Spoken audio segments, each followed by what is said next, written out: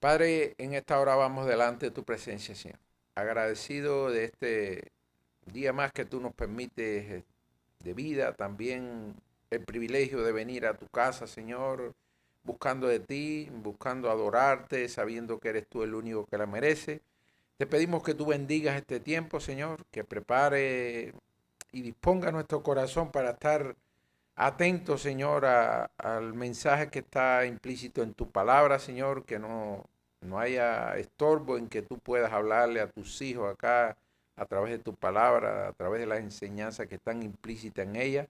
Bendice este tiempo, Señor, y el resto de este servicio, todo lo cual lo hacemos para gloria y honra tuya. Apresura los pasos de los hermanos que vienen en camino, Señor, y Señor, muévete con poder en medio de la congregación, en medio de las alabanzas de tus hijos que hoy han decidido dedicarte a ti como cada domingo este día. A ti, solo a ti te damos la gloria, Señor, en Jesús oramos. Amén. Bueno, hermano, hoy llegamos al cuarto párrafo de este capítulo 16 de las buenas obras, después de haber transitado por los tres primeros párrafos de este capítulo, donde nos hablaba que solamente las buenas obras son aquellas que están respaldadas por la ley, y es decir, por las escrituras, y que los que no estén respaldadas por la ley son inventos humanos que no lo podemos nombrar como buenas obras.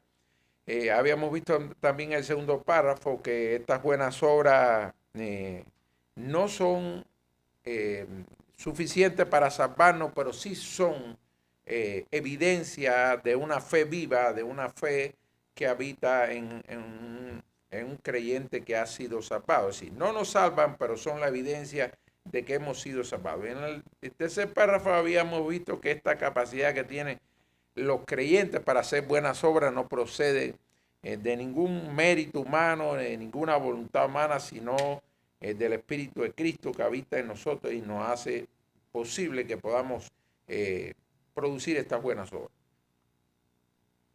Así llegamos a este cuarto párrafo que nos habla, pudiéramos decir, los límites de esa obediencia humana. ¿Hasta dónde puede el creyente obedecer la palabra de Dios?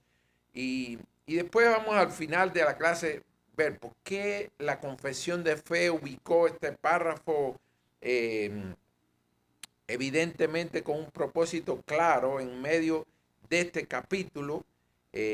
Vamos a verlo al final porque resulta interesante en la manera en que ordena cada tema la confesión de fe, y vamos a ver cómo podemos quedarnos claros del propósito de este párrafo. Estamos en la página 25, hermano. Párrafo 4 dice: quienes alcancen la máxima obediencia posible en esta vida quedan tan lejos de llegar a un grado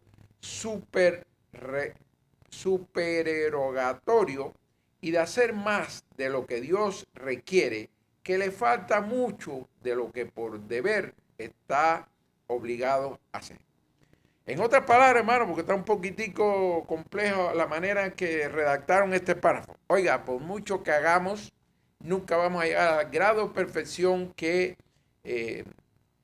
Dios exige de nosotros, que Dios demanda en su palabra. Por eso es que le hemos puesto a las buenas obras y los límites de la obediencia humana. Resumen del párrafo. Este párrafo nos habla de este tema, las obras que pretenden ir más allá de lo que Dios manda no existen, hermano. Y vamos a verlo en detalle un poquito más adelante. Incluso los creyentes más fieles y maduros no pueden cumplir perfectamente todo lo que Dios exige en esta vida. Nadie puede hacer más de lo que Dios pide. En este párrafo se habla de una palabra un poquito compleja. Dice, a quienes alcancen la máxima obediencia posible en esta vida quedan tan lejos de llegar a un grado supererogatorio. Vamos a ver qué quiere decir esa palabra porque está un poquitico compleja. Quizás algunos nunca la hemos escuchado. En lo personal, hermano, si confieso, yo nunca la había eh, eh, escuchado, nunca la había estudiado tampoco en lo que he tenido la oportunidad de estudiar, Pero bueno, vamos a ver qué quiere decir estas obras y vamos a ver, este es un concepto un poquitico más técnico y vamos a ver de la manera más sencilla para que nos quede más claro a qué se refiere este término de obras supererogatorias. Está difícil hasta de leer. Obras supererogatorias o obras de supererogación es un término teológico que proviene del latín supererogatio, que significa literalmente pagar más de lo debido o hacer más allá de lo requerido. Son aquellas acciones buenas, voluntarias y meritorias que van más allá de lo que Dios manda obligatoriamente, es decir, más allá de los mandamientos o preceptos necesarios para la salvación. No son obligatorias, pero se consideran laudables, es decir, meritorias, aumentan el mérito espiritual y contribuyen a una mayor perfección cristiana. Pero fíjense, ese es el significado. Un poquito más sencillo es obras que supuestamente van más allá del mandato de Dios. Acciones que no son obligatorias, pero que sumarían mérito y con mucha claridad y contundentemente la confesión declara que no existe, hermano. No existe.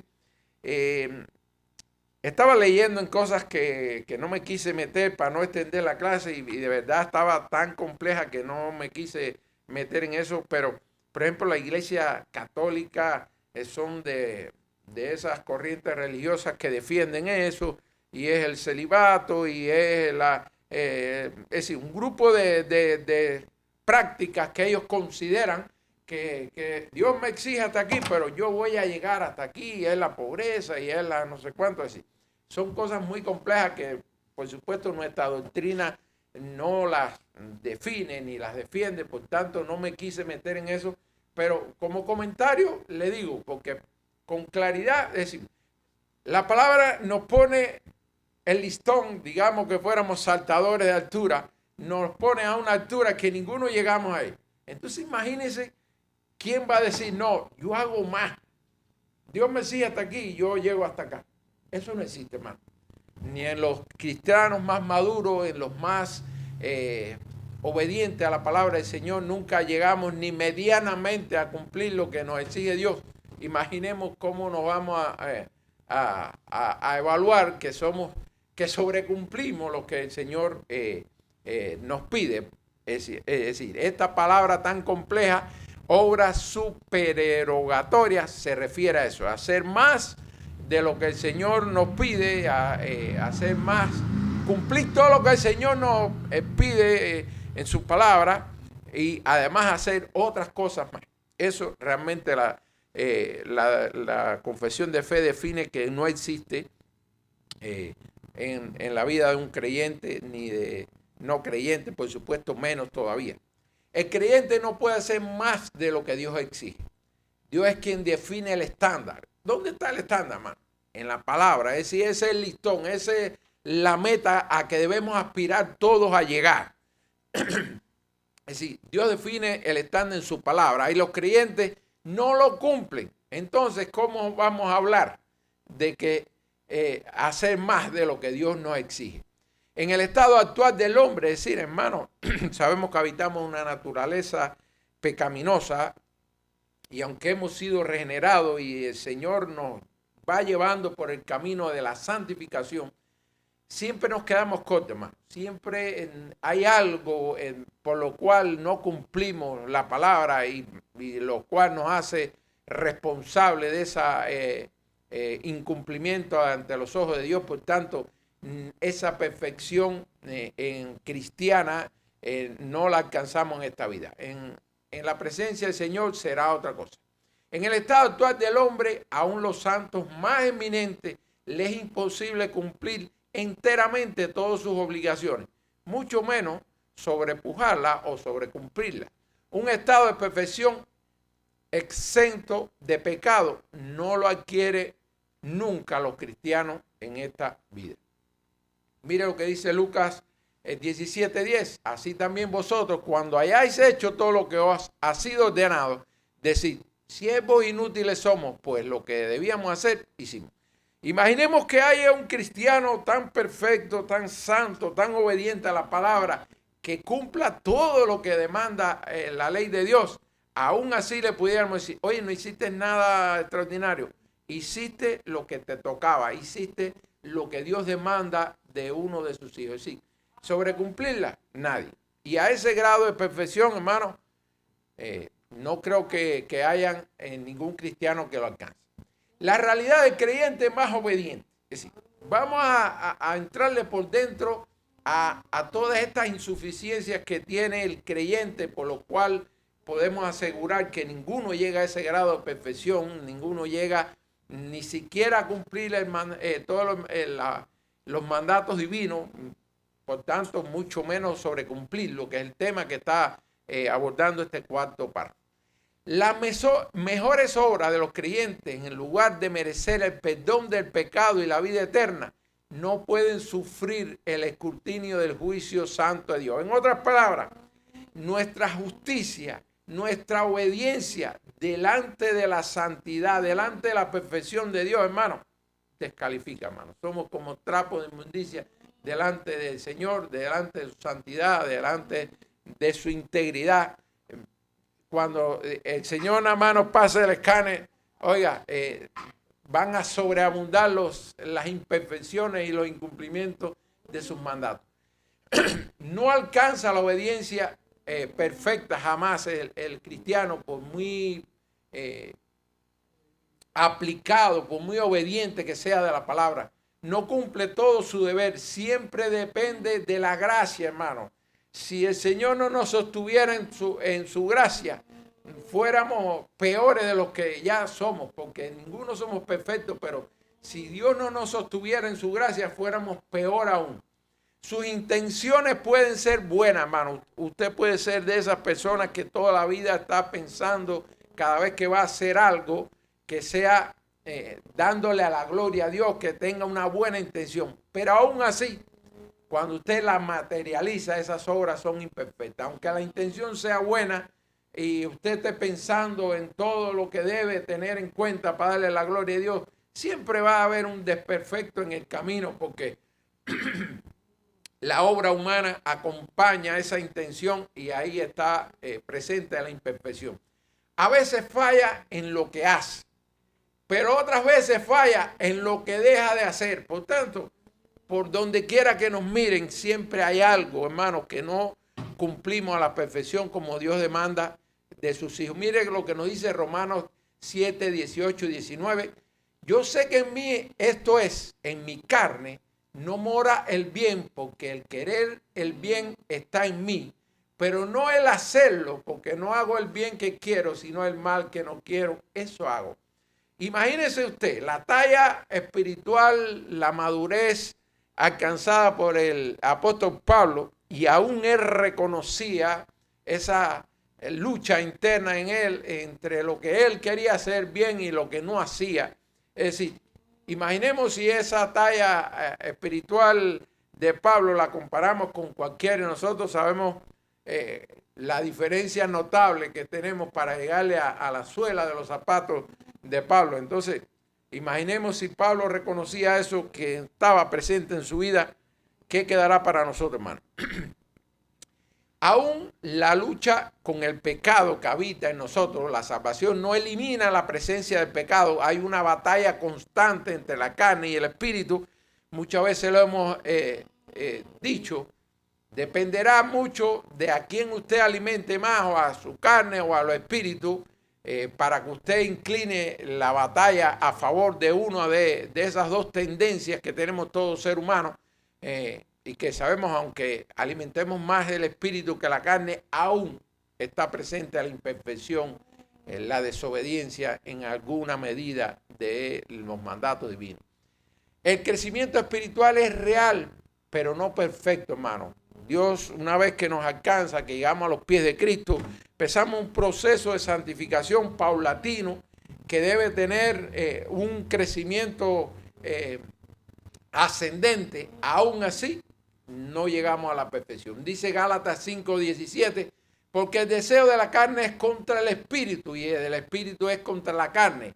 Y estos se oponen entre sí para que no hagáis lo que quisierais. Un poco que este texto, acompañado del otro que habíamos leído de Pablo, los dos, complementan esta idea que estamos comentando, la imperfección de esa batalla interna que nos hace imperfectos, aún teniendo buenas intenciones. Nunca logramos materializar las obras de manera perfecta delante de los ojos de Dios. Perfección exigida y santificación en proceso. Sabemos que Dios demanda de sus hijos santidad, que demanda que busquemos de Él constantemente, que busquemos crecer en fe, en santidad, en compromiso. Pero sabemos que esa marcha es lenta, depende mucho de cuán aplicados seamos de aprovechar todo lo que el Señor nos pone en la mano. Y por tanto hay un camino en esa santificación, en ese proceso de avance espiritual de un creyente, pero que siempre nos quedamos cerquita, los que mejores avanzan, pero nunca llegan a la meta de la perfección. Dios exige perfección, el creyente camina hacia ella, pero no la alcanza plenamente aquí, cuando decimos aquí en esta vida, hermano.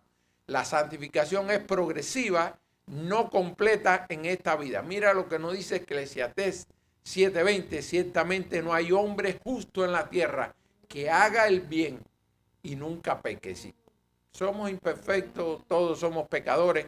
Qué bueno que el Señor a través de su palabra nos redarguye, nos confronta. Nosotros tratamos de huir de esas tentaciones que nos hacen pecar, pero siempre hay un remanente que nos arrastra a que fallemos en algo y por tanto esa perfección nunca la podemos alcanzar en esta vida.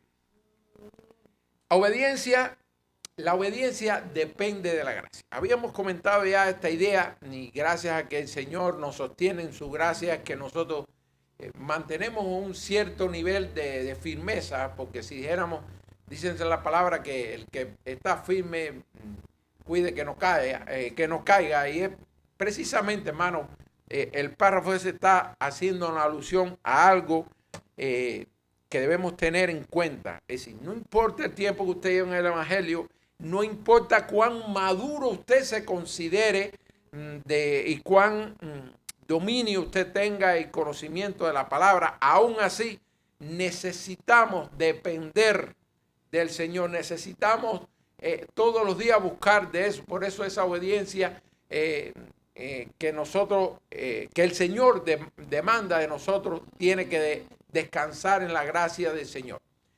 No se obedece por sus propias fuerzas. Si no hay mérito humano cuando hay obediencia, cuando hay buenas obras en la vida de un cristiano, porque están respaldadas por el Señor y no por la voluntad o por las fuerzas humanas. Necesita diariamente la ayuda del Espíritu Santo. Cada buena obra es resultado de la gracia de Dios. No es que seamos buenos, es que el Señor produjo en nosotros el cambio necesario para que esas obras broten en la vida del cristiano. Vive confiado en Cristo, no en sus obras. No se apoya en lo que hace bien. Descansa en la obra perfecta de Cristo. Su esperanza está en la justicia de Jesús, no en la suya, hermano. Dice Filipenses 2:13, porque Dios es quien en vosotros produce así el querer como el hacer por su buena voluntad.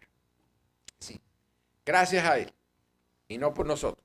La gracia como fundamento de la vida cristiana. La gracia es la base sobre la cual descansa toda la vida cristiana, todo cuanto el cristiano. Todo lo que es creyente, hermano, ahí no está bien. La esencia es que la gracia es la base de la cual descansa toda la vida cristiana. El otro pedacito me sobró ahí. Los dedos me equivocaron ahí en la madrugada. Todo lo que el creyente necesita o es capaz de hacer han sido comprados por la sangre de Cristo. Sí. Reiterando la idea que hemos estado exponiendo en las otras clases, hermano, no hay mérito humano detrás de ninguna obra ninguna buena obra, no hay mérito humano detrás de la obediencia humana, sencillamente es la obra que el Señor ha hecho en nosotros, que no ha cambiado el corazón de carne y nos ha puesto un corazón sensible a las cosas espirituales. Y ahora es dado libremente sin precio, es decir, no lo merecemos, no lo podemos comprar, nos lo regala el Señor, o se le reserva como parte de su herencia eterna que recibirá como coheredero con Cristo. Es decir, esta gracia, que es el fundamento cristiano, afirma la suficiencia de Cristo, mantiene al creyente humilde. Es decir, no soy yo, no son mis fuerzas, no son mis capacidades, no es mi madurez espiritual. Es el Señor respaldándome a través de su gracia, ese regalo inmerecido, y nos guarda del orgullo esa gracia. Lo mantiene dependiente del Evangelio cada día y produce gratitud sincera en lugar de autosuficiencia. Es decir, no somos suficientes. Gracias a que el Señor nos sostiene en su gracia es que podemos mantenernos en sus caminos. La pregunta parece poco obvia a partir de lo que hemos ya visto. Dice, no somos salvos por obra, entonces ¿para qué sirven entonces las buenas obras? Si pudiéramos decir con 3 palabras o con pocas palabras, oye, darle la gloria a Dios. Pudiera ser una respuesta perfecta. Es decir, las buenas obras no nos salvan, pero son la evidencia de una fe viva, es una evidencia de que usted ha sido transformado, que usted está en un proceso de santificación gracias a la obra del Señor en nosotros. Pero si dijéramos, bueno, ¿y cuál es el propósito? ¿Para qué sirven? Entonces, bueno, lo primero es para darle la gloria a Dios, para usted dar evidencia de que de verdad usted está cambiando, que usted dejó atrás el viejo hombre, a la vieja mujer, que usted es una vida nueva en Cristo, que usted ha podido dejar atrás las cosas que hacía y que hoy siente que la palabra de Dios lo confronta y usted ha virado su rostro al Señor y ha dejado a su espalda el pasado y trata de avanzar al futuro tratando de parecerse más a Cristo. Las buenas obras no son la causa de nuestra salvación, sino un resultado, una evidencia, un fruto. No nos salvan ni nos ganan mérito, pero glorifican a Dios, hermano. Y ese es el propósito fundamental. Darle la gloria a Él que tuvo la misericordia de siendo nosotros trapo de inmundicia, escogernos, hacernos sus hijos, santificarnos, regenerarnos y que nosotros podamos dar esa evidencia de que el Señor vive en nosotros y que nosotros estamos dando fruto gracias a Él, no por nuestra fuerza. Efesios 2, versículos 8 y 9 dice, porque por gracia sois salvos por medio de la fe y esto no es de vosotros, pues es un don de Dios, no por obra, para que nadie se gloríe. Propósito de este párrafo es lo que habíamos visto. Ya nos habíamos visto en el primer párrafo que las buenas obras eran las que están respaldadas por la palabra, que las otras que no están respaldadas por la palabra son inventos humanos, y que las obras son fruto y evidencia de lo que acabamos de ver, de esa obra regeneradora del Señor en nosotros, y que esa capacidad, lo que habíamos visto en el tercer párrafo, no proviene de nosotros, sino ese Espíritu de Cristo que muere en nosotros. Ahora, ¿cuál es el propósito de este párrafo? Hermano, si a mí me dijeran, dilo de manera simple, oiga, para que los creyentes un poquito más maduros, más conocedores de la palabra, no se crean cosas más. No somos mejores que los que saben un poquito menos de la palabra. A los pies de Cristo todos estamos a la misma altura. Es decir, nadie se crea que porque lleva más tiempo en el Evangelio, porque tiene alguna responsabilidad dentro de la iglesia o porque asiste más que otros, seamos mejores que aquellos que están menos maduros espiritualmente, aquellos que llegaron recientemente a los pies de Cristo. Este párrafo nos está diciendo, oye, ninguno es bueno, no hay ni uno santo, ni uno justo. Por tanto, a los pies de Cristo, todos a la misma altura. Quizás algunos tengan un poquitico más conocimiento de la palabra. Gloria a Dios que ha puesto esa intención, esa voluntad de ese hermano para que busque más de Dios, para que trate de alimentarse de todo lo que tiene que ver con el reino de Dios, para conocer más de Él, para adorarlo como Él quiere que lo adoren. Gloria a Dios para esos hermanos, para con esos hermanos que Él ha puesto esa fuerza de voluntad para inclinarse en buscar más conocimiento de Dios. Pero lo que nos quiere decir este párrafo es: ninguno, lo leo de nuevo, quien alcance la máxima obediencia posible en esta vida, oiga, no han alcanzado la perfección, no han llegado al estándar que Dios ha puesto. Entonces no se crea cosa entonces.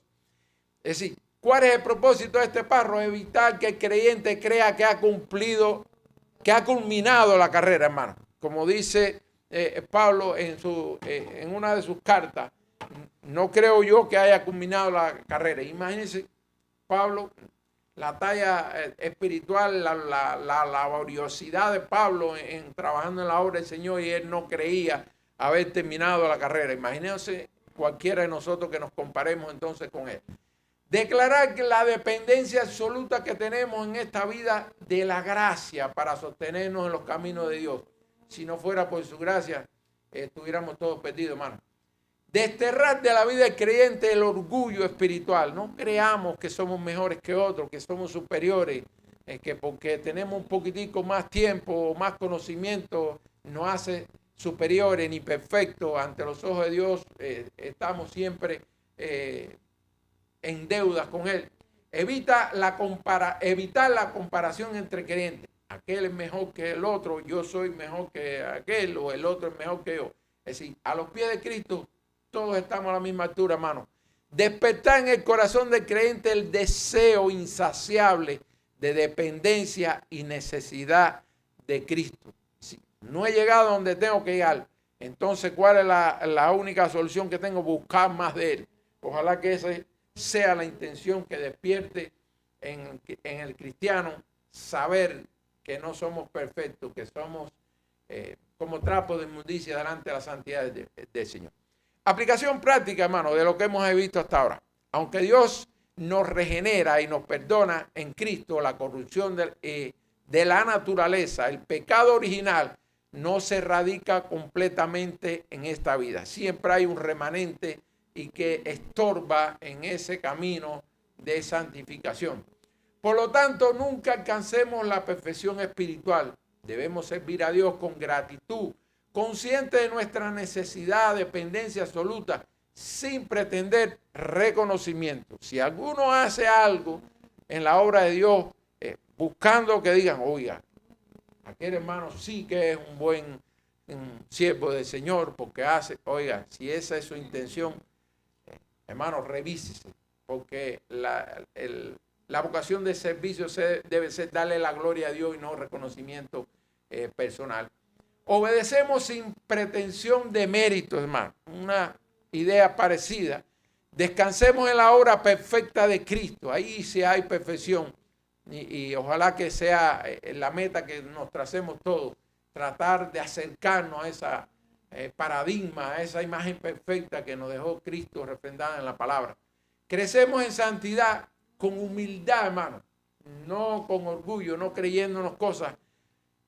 Nuestra mejor obediencia nunca es suficiente, pero Cristo es siempre suficiente por nosotros. Cuando los hombres hacen lo que es su deber, no tienen derecho a pedir nada por ello, hermano. Dios no nos debe nada a nosotros. Por lo contrario, nosotros somos eternos deudores de Él. Ninguna de nuestras acciones puede ser útil a Dios o ponerlo bajo alguna obligación con respecto a nosotros. ¿Qué podemos hacer nosotros que iguale ninguna, hermano? Ni una obra de Dios, la más pequeña que usted pueda sacar de todas las que ha hecho con nosotros. Nosotros no podemos hacer nada, absolutamente nada. Ni lo más grande que podamos creer que podamos hacer humanamente puede ni acercarse a las más pequeñas que Dios ha hecho con nosotros. Por tanto, nunca Dios va a estar en deudas con nosotros y nosotros sí vamos a ser eternos deudores de Él. Lo más que no es posible es pagar una deuda que tenemos contraída con Él como nuestro creador y conservador. Eternamente en deudas con el Señor. Hasta aquí, hermano, este párrafo estaba bien cortico, nos dio tiempo hoy para terminarlo. Damos gracias al Señor por esta oportunidad y terminamos con una oración. Padre, gracias por este tiempo, Señor. Gracias por este documento que estamos estudiando, la confesión de fe, Señor, y cómo tu palabra, Señor, nos habla con claridad de esa imperfección que tenemos todos los cristianos y esa necesidad eterna en esta vida que tenemos de depender de tu gracia, de buscar de ti, Dios. Despierte en nuestros corazones, Señor, esa hambre, esa sed de buscar de ti, Dios mío, que nunca nos parezca suficiente lo que hacemos, lo que buscamos de ti, Señor, sabiendo que tu fuente es tan rica, tan imposible para tenerla toda puesta en práctica en nuestras vidas, Señor, que nos obliga a buscar todos los días de ti, Señor. Ayúdanos, Señor. Despierta en nosotros esa voluntad de buscarte en todo lo que hacemos y de tratar de acercarnos a esa perfección que tú buscas en tus hijos, Señor. Sabiendo que nunca la alcanzaremos, pero qué bueno sería, Señor, que cada uno de nosotros buscáramos imitar a tu Hijo amado Jesucristo todos los días de nuestras vidas. A ti te damos la gloria, Señor. En Jesús oramos. Amén.